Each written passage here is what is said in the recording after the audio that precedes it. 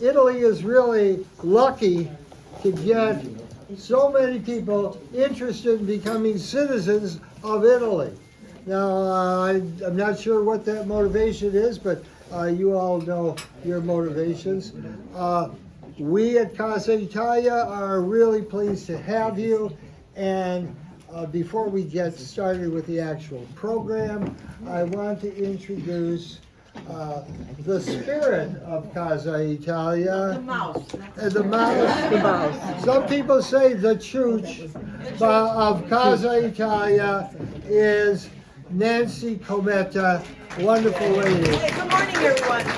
What a beautiful turnout. So many new faces. It's so great to see everyone here. The reason we just wanted to welcome all of you is we just want to let you know what's going on with Casa. You know, as many of you have heard or have seen in our emails, changes are occurring. We have been sold. We've been sold to the Village of Stone Park. We never owned the property. Casa never owned. The Scalabrinians owned all 17 acres. So the property's been sold. It's been sold to the Village of Stone Park. We occupy this building. This building will stay. Daryl and myself will be in the old priest's office. So our office is here sharing with Dominic and his staff. The building where we used to be that runs parallel to the bocce courts, that building will be going down along with the chapel. The chapel, Father Giovanni, who is the provincial for the Scalabrinians, has taken the relic, which now the church is no longer a church or a chapel. And well, that whole building will be going down. And the other building that will be going down is the building right across the way, the little banquet house. I don't know if you've ever been here during San Francesco, where the food comes out of. That building will also be coming down. The festival center where we do all the outdoor events is still in place. The village will be enhancing it, so we'll have a better outdoor facility. They are putting in a soccer field. So, I mean, the Village of Stone Park is going to be enhancing the property. So we just wanted to let you know that Casa is still alive. Casa hasn't gone anywhere. It is important that you realize that we're flourishing. It's a rebirth. The building next to us, where many of you have been to, the Chandelier Room, the community center, where we do our Christmas village, that is also going to be upgraded. We are putting a full kitchen in there, so we're hoping that we may be doing chinetas, Valentine's party, maybe, hopefully, we'll even do a New Year's Eve party. But keep us in mind. It's all positive. We want to make sure that you guys are aware of it. There are some ugly rumors out there that we're going to be gone. We're here. We're here, and this is a perfect example that we're here. There's over 60 of you that signed up for this program today. It's a rebirth. It's wonderful to see you. We are going to be doing another presentation next Friday on mask making, because it's the Carnevale season. We're going to be talking about the masks and what they all mean. And then we'll have a hands-on mask making. And then we're putting together, we're almost done with palm weaving. It's a dying art. A lot of people, when I called around, people didn't even understand me. They thought I was talking about palm reading, but it's palm weaving. When I first started, we used to do it, and it was great. Yes, ma'am. My father always wove the palms and the glosses. Yeah, isn't that wonderful? I mean, I remember my dad, we used to go to church, we used to get the palms, he would do them in the car. We would go to the cemetery, put them to our loved ones. My dad's gone. I have no idea how to even make a cross. So we're looking forward to that. And those are the type of cultural events that we want to bring back to Casa. So thank you for inspiring this wonderful day. And we hope Dominic and his staff have a beautiful presentation to go on all day long, or at least until 2 o'clock. And with that note, thank you again. We hope to see you at our other events. And, we have your emails, so you will be getting correspondence from us every time we do something. We will share it with you. We will share the progress when they start the renovations with you. Our new chairman is Peter Volpe, and he promises to show you guys every step of the way where we're going. And we are going to be doing the summer camp this year for the kids. So that's another exciting news. I know one of our volunteers is here, Mary. She was wonderful with us during the summer. So all good news. So thanks again. Enjoy your day. And if you have any questions, we'll be around all day long. Thank you very much for your time.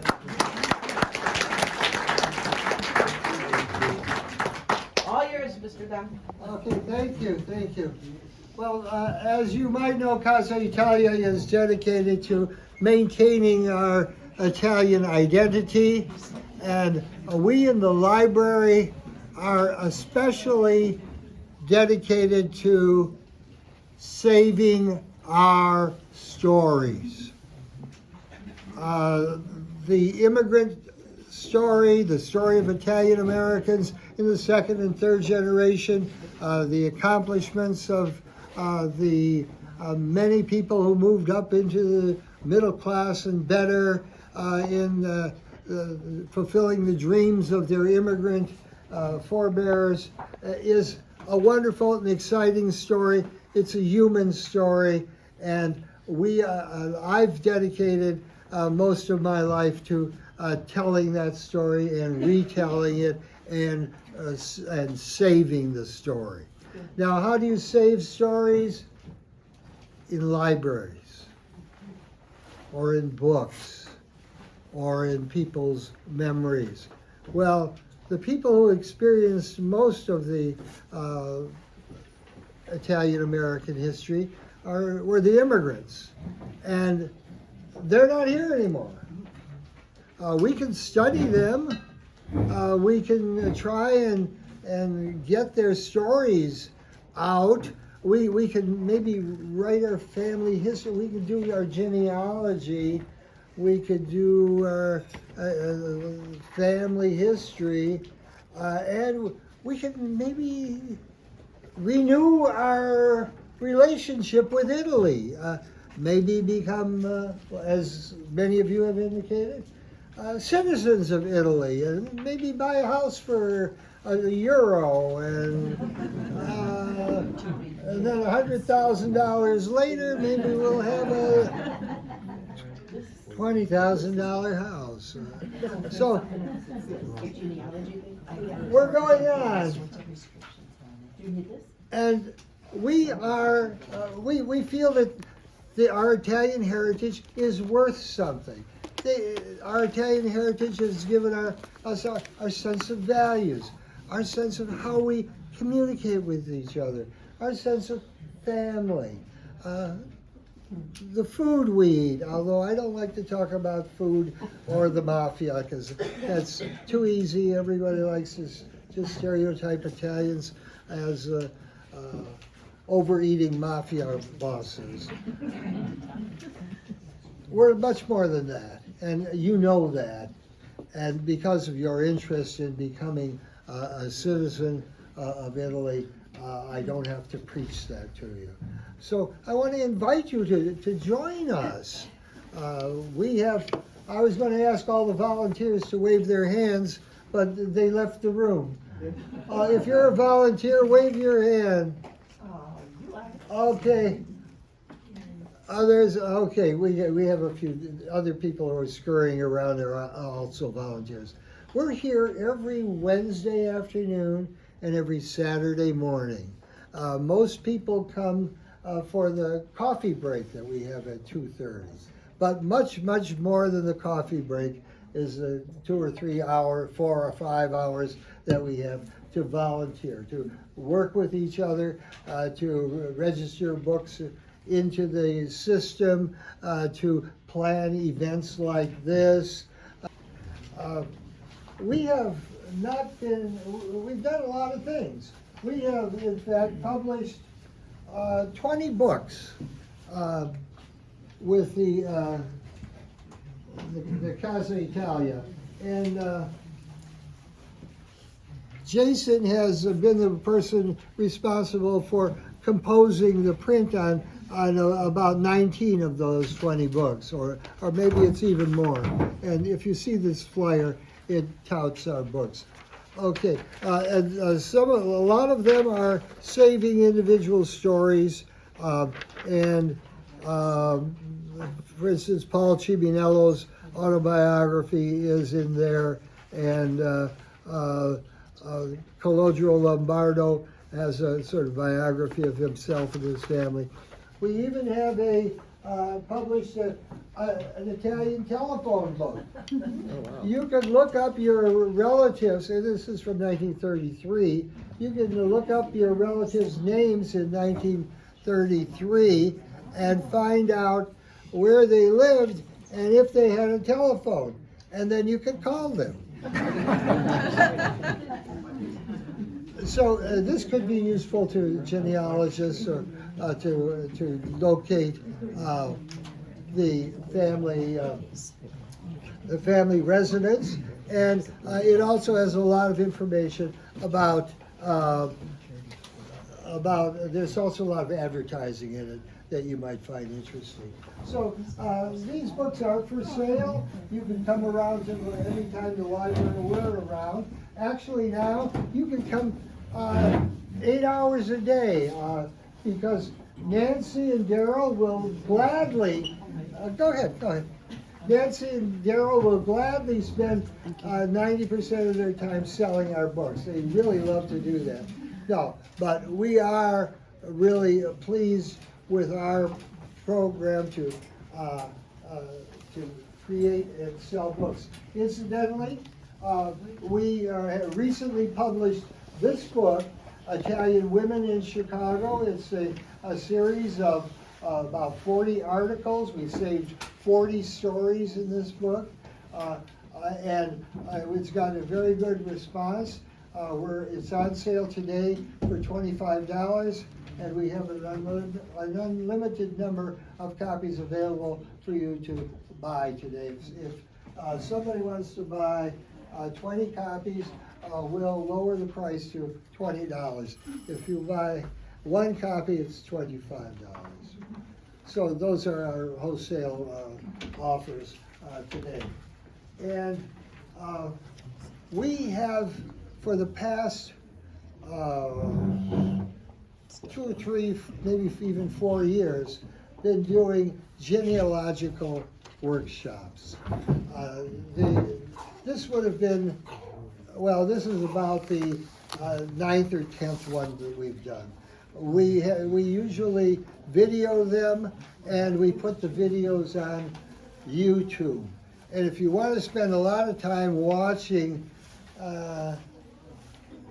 events that took place here, go on YouTube, type in my name or type in Casa Italia, and you will find about 300 videos to choose from. So we're not making any money on them, but we do get reports sometimes that people are watching them for various minutes. Next, I want to focus on, well, go ahead. We have Dan Nimiak, who writes the genealogy column for the Franoi, has been leading most of our genealogical seminars, and he has kept us alert to the sources where you can find the materials. And I am somewhat of not a genealogist. I'm a historian, and I didn't like the details of the genealogy stuff, although it's good to get the facts. And I got the idea of writing a family history, and I actually did write a family history, and here it is, and I'll pass it around. I'm not saying it's a great book, but this book will stay in my family for a long, long time. It is available as an ebook on Amazon, and as long as Amazon exists, this book will exist. And so my grandchildren and great-grandchildren, whether they want to be Italian or not, will have access to this book. The names, the dates, the places of our family history will be there for them to access. And So then I became a proselytizer of family history. We'll save our history one family at a time. And all we have to do is about 30 million families, and we've got it done. Well, I preached this at our various workshops, and one guy, Anthony Venturella, took me seriously. And he went and he wrote his own family history. You know what? The damn thing is longer and better than mine. Plus, he translated it into Italian, and he did it himself. And I'd like to say that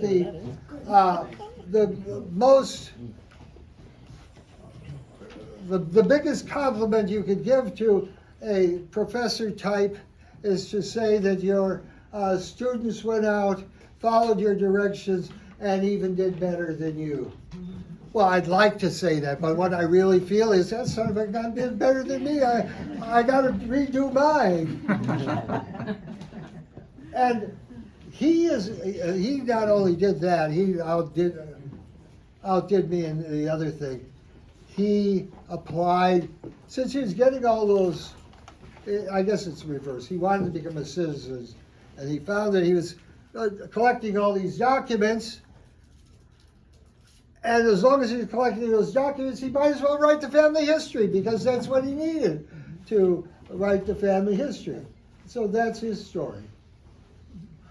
And that I'd like to see every one of you outdo me and even outdo Anthony.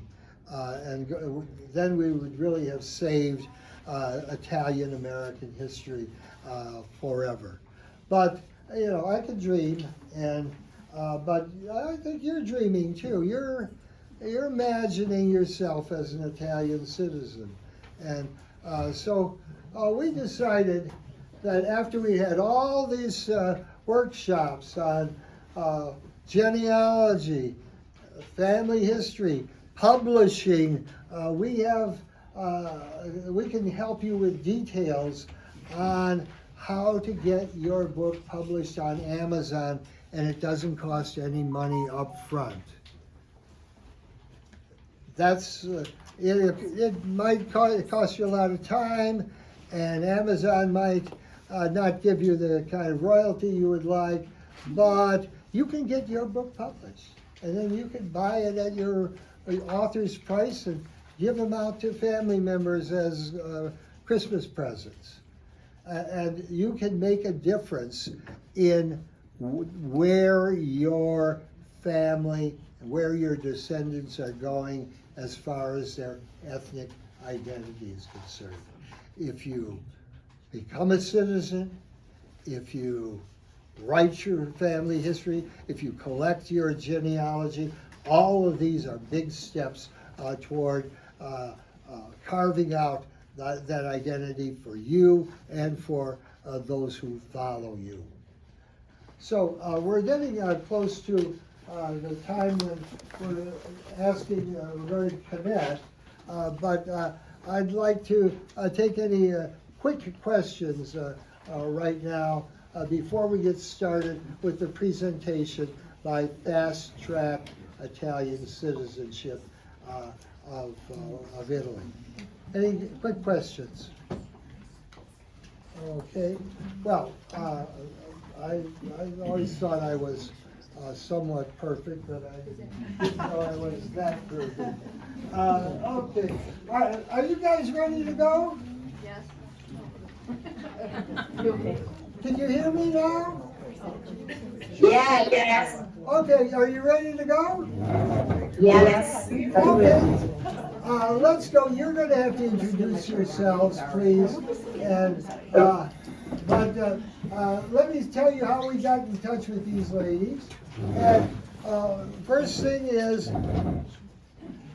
Frank DiPiero. How many people know Frank DiPiero? Oh, a good number of people. Frank DiPiero does a podcast. And in his podcast, it's being Italian American life today.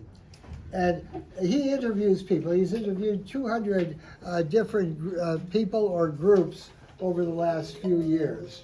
And he learned about, is somebody doing something? Okay. Okay. Frank, with his podcast, contacted Fast Track Italy, and they had a very good interview. And so when we talked about doing a citizenship workshop, he recommended Fast Track Citizenship, Italian Citizenship. And here they are. Oh my God. Oh, they are. They're in the corner. Okay, here they are. Oh, okay. Hello, everyone. We are Elena, Susanna, and Alessia. Hi. Hi.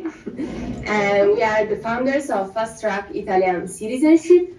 I would just thank you, Casa Italia, for hosting us today. We are really, really glad to be here with you today.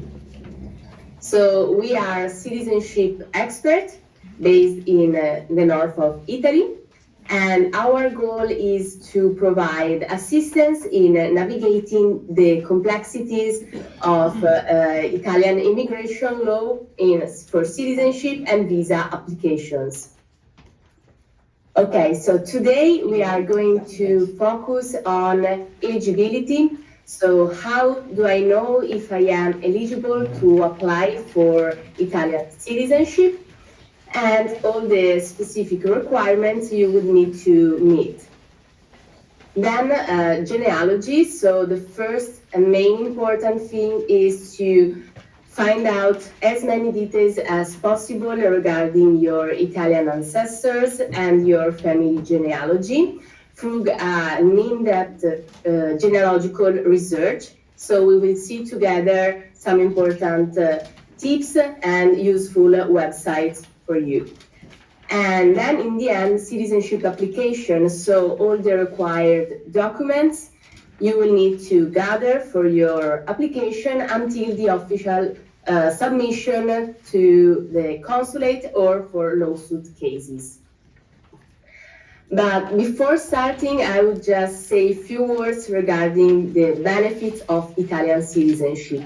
So why it is so important to be an Italian dual citizen? Because first of all, the Italian passport is one of the most powerful passports today in the world because it grants you access to all the European member states without the need for a visa. And also you can have freedom to travel across 180 countries. And of course, it offers many benefits regarding the excellent and public healthcare system, high quality education, and also great job opportunities all over Europe. And in the end, also you can decide to purchase a property in Italy and come here to retire and benefit from Italian art, culture, and food. Okay, so like my colleague Elena just said, the benefits of being an Italian dual citizen are countless. They are so many and they are so important.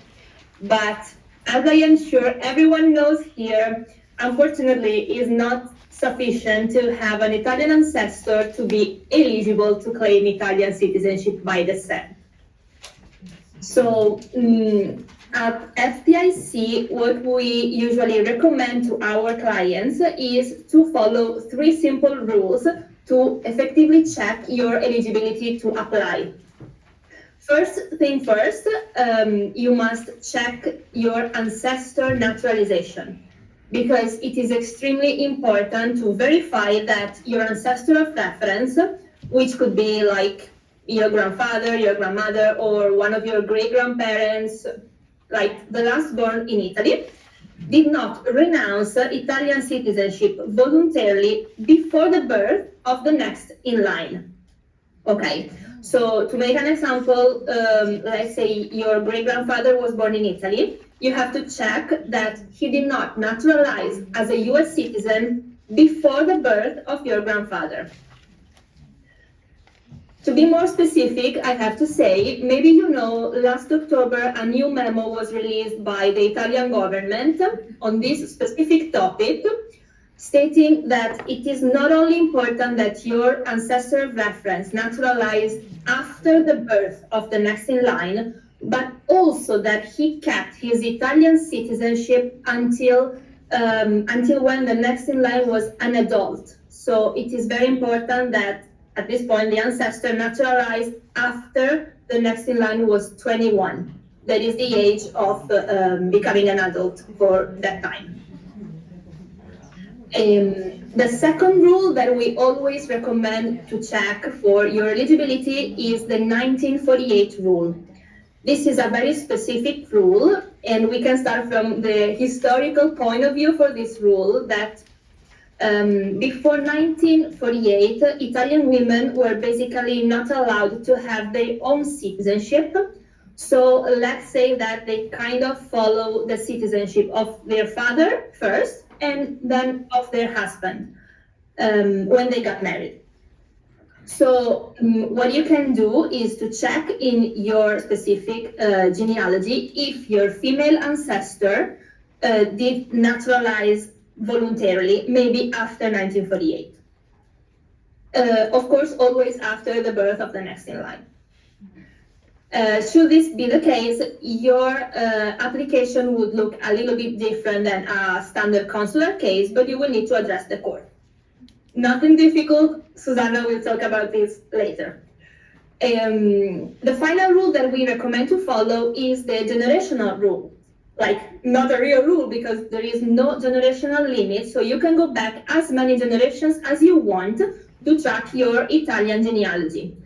But bear in mind that you can go back to your great-grandparents, great-great-grandparents, or also back, but you cannot jump generations. So to make an example, let's say that your father was born in Italy and naturalized before your birth. This would make you not eligible to claim Italian citizenship. But in this specific case, you are not allowed to go back to your grandfather, even if maybe he lived and like all his life in Italy. You are not allowed to use your grandfather because you have to start your application from the last born in Italy. That in your case would be your father. Once you have clarified that you are indeed eligible, either through a male ancestor or a female ancestor, whatever the case, you can start your genealogy research because naturalization is not the only detail required to apply. So what we recommend to our clients is usually to start from your own roots.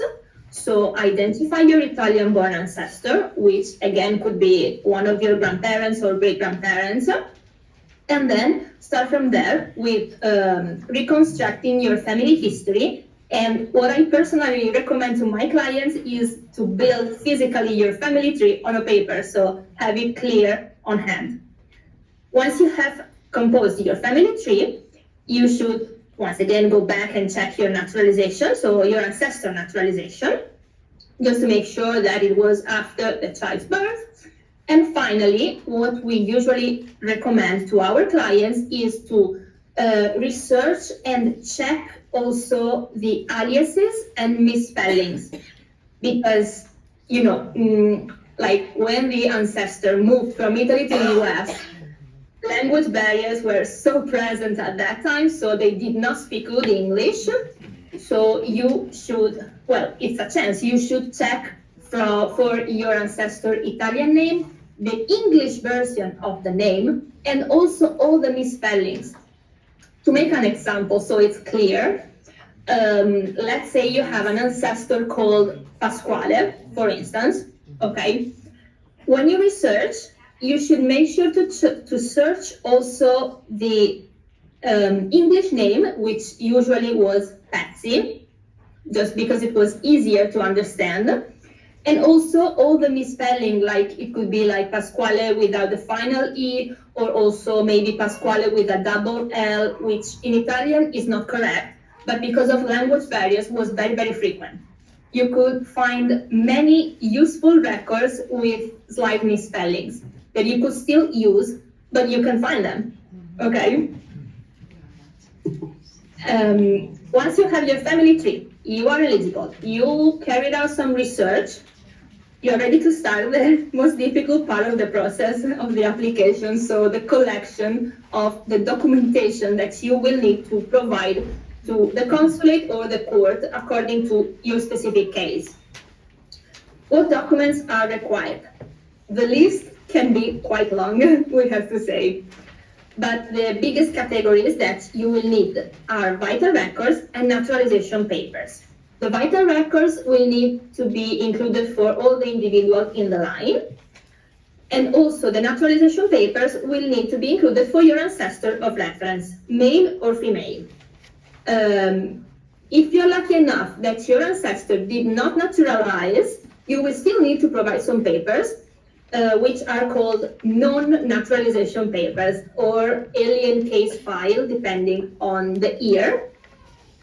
They are basically no record letters because no naturalization can be found in the archives. Once you have all the documentation in the correct format, you will need to certify and legalize it and then translate it into Italian because, of course, you will need to address Italian authorities. In the presentation, you will find also a few useful tools to make your own research. We use them, and also we have many more, but those that you can find are the easiest to use. So if you wish to give it a try. Okay, so as Alessia just said, I will talk a little bit in depth about the list of documents that you typically need to collect in order to be able to apply for Italian citizenship by descent in this case. I like to call it a comprehensive citizenship kit, the one that is composed by birth, marriage and death records pertaining to all the ascendants in your Italian lineage. And also, according to some consulate's instructions, also the records pertaining to the spouses of your Italian descendants, because some consulates do require also the spouses line to be provided. Also, divorce records are required, because sometimes you can basically find out that your Italian ancestor or the people next in line are do have a different spouse in a death record. So the divorce records can help bring comprehensive, like a comprehensive situation and make sure that you basically have everything in place and reconstruct the line even better. And then you will also prove whether your ancestor naturalized in the US or not. So the naturalization records can be found in, I would say, a couple of different offices in the US. They can be found at USCIS, which is a branch of the US Department of Homeland Security. And also they can be found with local courts that may have the original files from, back in the day when the ancestor went to the court and got US citizenship. And if your ancestor didn't naturalize, you will have to prove that they didn't naturalize. The documents that are typically required by the consulates are called letter of no record or certificate of non-existence of record. They can have different names, and they are basically certified or signed letters stating all the details about your ancestors, so typically name, date of birth, and they need to be certified or signed in order to be valid for the consulate or for the Italian court if you have a court case. And once you have all these beautiful documents in the correct format, you will need to address the next step of the process, which is legalization and subsequently translation. The legalization of all the documents is very important because US documents are not ready to use in Italy or at an Italian consulate because they need to be, again, legalized. The legalization is called apostille, and the apostille is physically an additional document that needs to be obtained in order to certify the document that you already collected. Let's make an example. You have the birth record of your father issued by a vital record office in the US. That document will need to be legalized with an apostille in order for Italy or the Italian consulate or the Italian judge to recognize that document as valid in Italy or for the Italian authorities. So you will need to apply for an apostille for your father's birth record. The apostille is an additional document which is physically stapled on top of the certified copy of that birth record. And by having two documents stapled together, you will know that your document has been legalized. Then all the documents issued in the US need to be translated into Italian in full. So the translation needs to be very accurate. And most consulates do accept plain translations, which are basically professionally performed translations that are just translations. Some consulates do require the translations to be certified, or the translations always need to be certified if you have a 1948 case. So if you're going to apply through the courts in also, if you have other documents that come in a different language, for example, if you have documents from Brazil, if you have documents from France, which are not in English language, they will need to be certified, translated and certified in English and, in Italian, okay? And then once you have all of your documents gathered, translated, and legalized, you will have comprehensive kits to be provided to the Italian authorities to apply. So as both my colleagues said, you have two options to apply according to your specific case. Your case could be either a consular case, so without the 1948 rule, remember the rule where the woman, there is a woman in your line, or you have a court case, so a lawsuit to be filed in Italy if you have a 1948 case. The consular case are very specific in terms of requirements because every consulate in the US has different requirements. So what I usually recommend to my clients is to go and check all the details of the citizenship section in the citizenship section of their website, and do that both at the beginning of the process and then close to the end of the process right before their appointment, because consulates do update their requirements every few months or every year, at least every year. Another thing that you need to address before starting your whole citizenship application project is to address the appointment booking. I'm sure that a lot of you know that the appointment availability situation with the Italian Consulate Citizenship Office is not very good. There is a very low availability of appointments right now, but you can only check if your consulate of reference has appointments for citizenship by descent if you create an account on their official booking website, which is called Prenotami. You can find the exact name of the website on our presentation, the one that you have in front of you on paper. And you just create an account, and then under the section which is called bookings, you just go and select citizenship by descent, and there you will see if there is availability of appointment or not. Most times, unfortunately, there is not much availability. but you can be lucky, who knows.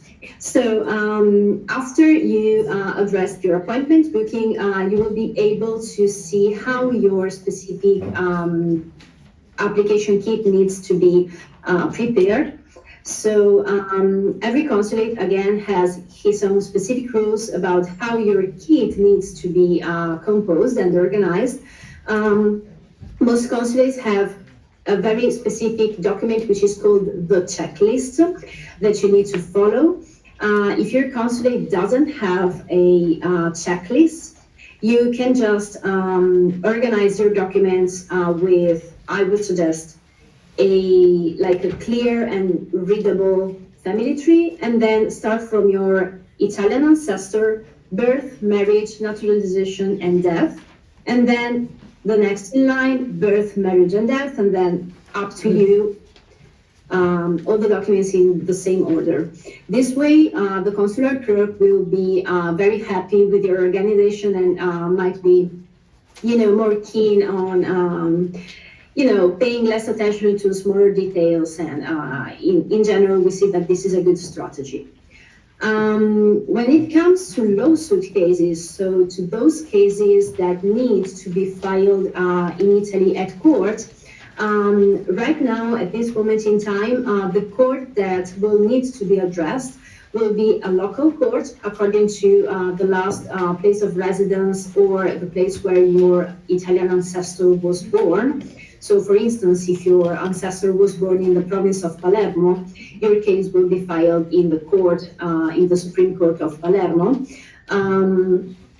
One thing that you always need to check before your documents are ready to be filed is really to make sure that your documents are compliant to the specific local court requirements. Every court might have slightly different provisions regarding documents or regarding some additional things that you might or might not need.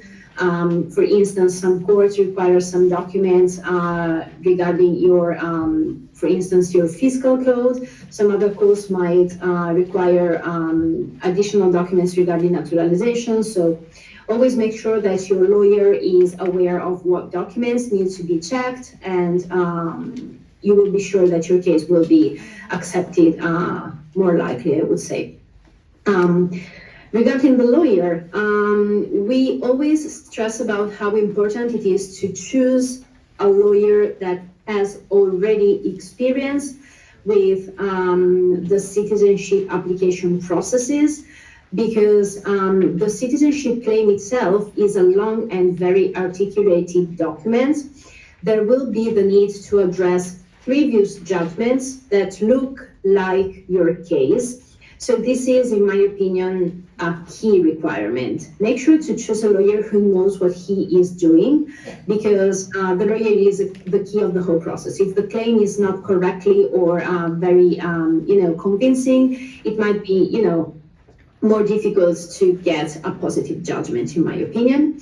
And to complete your process, make sure that after the lawsuit, so the lawsuit will be just the middle of the process, in my opinion, because after the positive outcome of your lawsuit, your documents will need to be registered in Italy, and only after this process of registration, you will be able to register as an Italian citizen living abroad, in your case, in the US.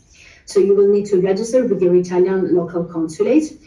And this is called AIRE registration. AIRE is the Registry of Italian Citizens Residing Abroad, and only the people who are registered with AIRE are allowed to get an appointment for a passport application. So this is something that needs to always be remembered. Do not consider yourself as an Italian citizen right after the lawsuit. You still need to register with AIRE and then apply for a passport. Okay, so again, this is us, and I hope you enjoyed our presentation. Here in the last page, you can have all our contact details in case you wish to reach out we also offer free eligibility assessment, so just to find out if you qualify for Italian citizenship by descent and all the in order to find out the best path for you, the best strategy together. And yeah, we would be really glad to hear from you. You can also mention the fact that you were at this seminar. And now, if you have any questions, we would be glad to answer. Yes, Speak loudly, project. yes. All right, is that, I'll try to use my Italian outside voice. So if my father is already a citizen, does that make my life easier in this process? I'm sorry, can you repeat the question, because the audio was not the best. My father is already an Italian citizen, does that make my life a lot easier? His father is an Italian citizen. There's a Does father. that make Yeah. that easier?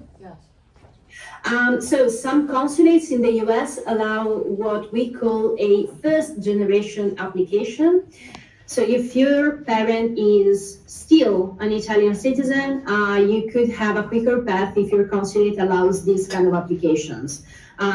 Otherwise, you can also file directly in Italy, and that would make things easier because you wouldn't have to wait for an appointment at your local Italian consulate. As far as we know, Chicago consulate doesn't allow the first generation cases to go, to have a priority appointment over the others. But things could change. Okay. Okay. Yes, That's fine. okay. Yes, you. Okay, My friend here. yeah, I have a question. Loudly. Okay, I was born in Italy, but I was 5 when my parents moved here. So, and I got my American citizenship when I was 22 in 1991. Well, they changed the law to say that I had to give up my Italian citizenship. So how do I get it back? So you were inquiring about your parents or yourself? Myself, because I was born there. I was an Italian citizen, but I had to give it up when I got my U.S. citizenship in 1991. Okay. Because they So when changed the law at that time. Well, you could do a reacquisition of Italian citizenship, which is a little different process from apply for descent, because you were Italian and you need to go back to be Italian. Okay, so this is a different process, and it implies moving to Italy for a small amount of time. Yeah. Okay. Can you get the dual, can she get the dual citizenship? Yes, She can get dual? dual citizenship. Okay. Okay, one more here. So, if I would qualify for Italian citizenship, what about my children? Would they have to go through this whole process again? Or would if they decide to apply for Italian citizenship, is it an easier process for them? Okay, yeah, so usually we have like family applications. So when an applicant wishes to start the process, usually also the other members of the family wishes to join the application so that you can submit the whole documentation just once. And minor children are included automatically. And also the other members we usually suggest to do the process all together because it would be easier for you, and also, yeah, because you share the same Italian lineage. Right. Thank you.